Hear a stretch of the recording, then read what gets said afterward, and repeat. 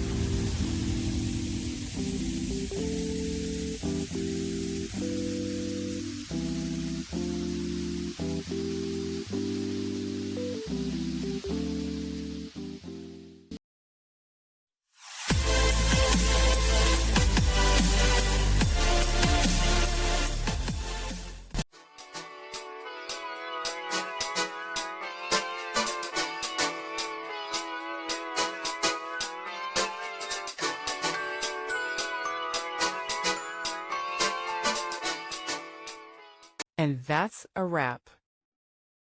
I hope you found the answer you were looking for.